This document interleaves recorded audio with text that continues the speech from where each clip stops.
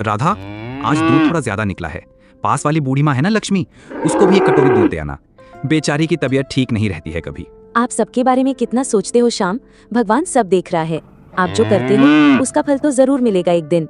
अच्छा ठीक है राधा, ये लो पैसे, छोटू की स्कूल की फीस जमा करा देना। मैं दूध बेचने जा रहा हूँ, तुम अंदर से दरवाजा बंद कर लेना। यह कहकर श्याम अपनी दूध बेचने निकल पड़ा। दूध ले लो दूध, ताजा ताजा गाढ़ा दूध, बूढ़े बच्चे सब मिलकर पियो, सेहत बनाओ। श्याम की आवाज सुनकर गांव वाले अपने अपने बर्तन लेकर घरों से बाहर निकल आए। श्याम बेटा, तेरा दूध पीकर तो मेरा बच्चा दिन भर मस्त रहता है। कितना गाढ़ा दूध है तेरा। चाची, गाय ही मेरी दौलत है, जो वो देती है वही मैं लाता हूँ।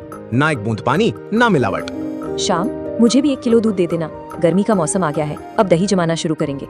माफ कीजिए भाभी जी, दूध तो खत्म हो गया। एक काम कीजिए, मैं शाम को आकर दे जाऊंगा। श्याम बेटा, तू एक और गाय क्यों नहीं खरीद लेता? हमें खाली हाथ लौटना अच्छा नहीं लगता। आप ठीक कहते हैं काका, मैं भी यही सोच रहा था। मुझे भी अच्छा नहीं लगता आपको खाली हाथ भेजना। श्याम का दूध शुद्ध और गाढ़ा होने की वजह से गांव वाले उससे ही दूध लेना पसंद करते थे। ग्राहक बढ़ने के कारण दूध जल्दी खत्म हो जाता था। दूध बेचकर श्याम घर लौटा और राधा से बोला, सुनो राधा, हमें और गाय खरीद लेनी चाहिए। हमेशा कोई ना कोई खाली हाथ रह जाता है। अब हमारा काम भी अच्छा चल रहा है। हाँ जी, बहुत ही अच्छा रहेगा। इससे हमारी आमदनी भी बढ़ेगी और ग्राहक भी। ठीक है, मैं कल हाट जाकर गाय देखता हूँ। अगर गाय पसंद आ गया तो कल ही ले आएंगे। अगली सुबह श्याम पास के गांव में गाय देखने गया। वहां उसने एक गाय वाले गोपाल से बात की। नमस्ते गोपाल भाई, गाय खरीदनी थी। पिछली बार तुमने बहुत अच्छी गाय दी थी, शांत और गाढ़ा दूध देने वाली। इस बार भी वैसी ही चाहिए। क्यों नहीं श्याम भाई, ये देखो, ये हमारी तबीले की सबसे अच्छी नस्ल है। शांत भी है और दूध भी गाढ़ा देती है। श्याम ने उस गाय और उसके बछड़े दोनों को खरीद लिया। घर लौटते वक्त अचानक मौसम खराब हो गया। श्याम गाय और बछड़े को लेकर जल्दी घर की ओर भागा। घर पहुंचा तो उसने देखा कि बछड़ा गायब था। अरे राधा, बछड़ा कहाँ गया? अभी तो साथ में ही आ रहा था। लगता है रास्ते में छूट गया। तुम गाय को संभालो, मैं बछड़ा ढूंढने जाता हूँ। ये जी, मौसम और खराब हो रहा है, आप अभी मत जाइए। नहीं राधा, गाय मेरे भरोसे आई है। मैं उसके बच्चे को मरने के लिए नहीं छोड़ सकता। तुम गाय को देखो, मैं जल्दी लौटूंगा। श्याम बछड़े को ढूंढने निकल पड़ा। कुछ दूर जाकर उसे गाय की आवाज सुनाई। वह आवाज का पीछा करते हुए पहुंचा तो देखा कि एक गाय और बछड़ा उसकी ओर आ रहे थे। बछड़े को देखकर श्याम खुश हो गया। जैसे ही उसने बछड़े को पकड़ा, गाय रुक गई।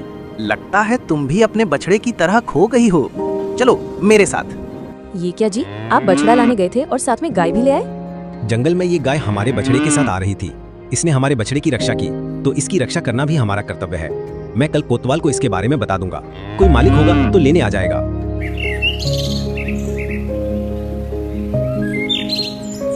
अगले दिन श्याम ने सोचा कि पास में रहने वाले हरिया को गायों की देखभाल के लिए रख लिया जाए।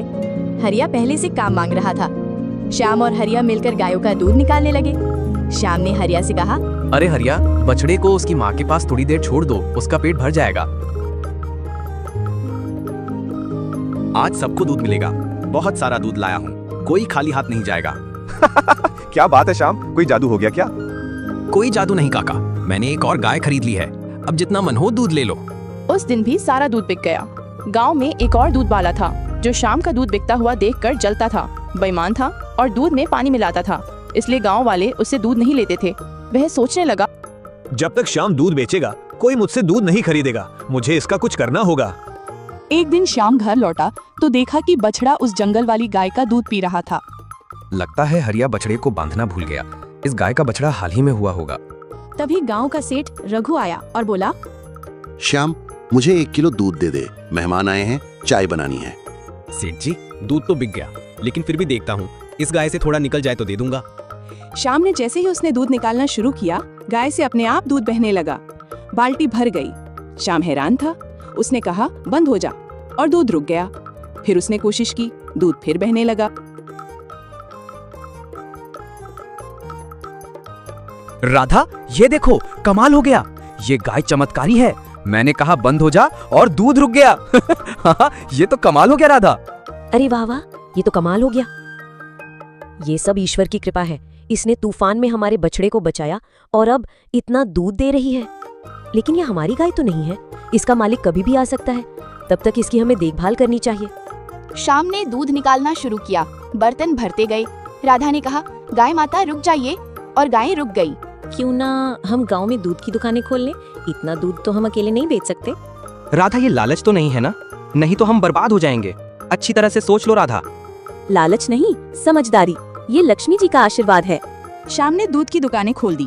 उसका काम चलने लगा और वो इस पैसे से बड़ा घर बना लिया।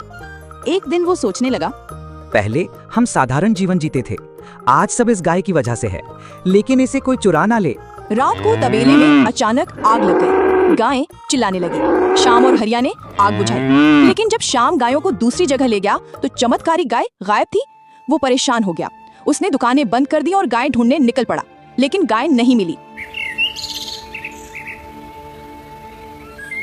अगले दिन एक बूढ़ी अम्मा सरस्वती आई और बोली, क्या हुआ श्याम, तू बहुत परेशान लग रहा है, कहीं कुछ खो गया क्या? अम्मा, मेरी गाय गायब हो गई। बहुत ढूंढा लेकिन कहीं नहीं मिली। तुम चिंता मत कर बेटा, पशु अपने मालिक से ज्यादा देर दूर नहीं रहते, वो लौटकर आ जाएगी। उसी रात शाम को सपना आया कि उसकी गाय, जिसे उसने कामधेनु नाम दिया था, कोहरे में से आ रही है। उसकी घंटी बज रही थी। जैसे ही वो उसे छूने गया, उसकी आंख खुल गई। सामने कामधेनु बैठी थी। राधा, हरिया, देखो चमत्कारी गाय लौट आई। अब तुम कहीं मत जाना, ये दुनिया लालची लोगों से भरी है। रात को एक आदमी गाय चुराने आया। कामधेनु ने जोर जोर से रंभाना शुरू किया। श्याम भागकर पहुंचा और चोर को पकड़ने की कोशिश की, लेकिन वो गाय को छोड़कर भाग गया। श्याम ने कामधेनु को सुरक्षित कमरे में बंद कर दी। अरे हरिया, कल रात जब तबेले से आवाज आई तब तुम कहाँ थे? मालिक, मैं गहरी नींद में सो रहा था, मुझे तो आवाज सुनाई नहीं दी। फिर श्याम ने समझ गया कि चोर कोई और नहीं, हरिया ही है।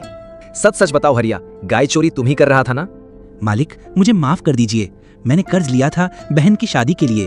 कर्जदाता मुझे मारने की धमकी दे रहे थे, मैंने गाय चुराने की सोची। श्याम ने पैसे देकर हरिया को कर्ज चुकाने को कहा और उसे माफ भी कर दिया। उसी दिन बूढ़ी अम्मा फिर आई। श्याम, ये गाय तेरे पुण्य कर्मों का फल है। तूने तूफान में बछड़े को बचाया, इसलिए मैंने ये गाय तुझे दी। अब मेरी उम्र हो गई, मैं इसका ध्यान नहीं रख सकती। जब तुझे कोई नेक इंसान मिले, उसे ये गाय दे देना। ये जादुई गाय है और कई सालों तक घर को समृद्ध रखेगी। श्याम ने तबेले में कई बेरोजगारों को काम दिया और एक नेक इंसान की तलाश में लग गया।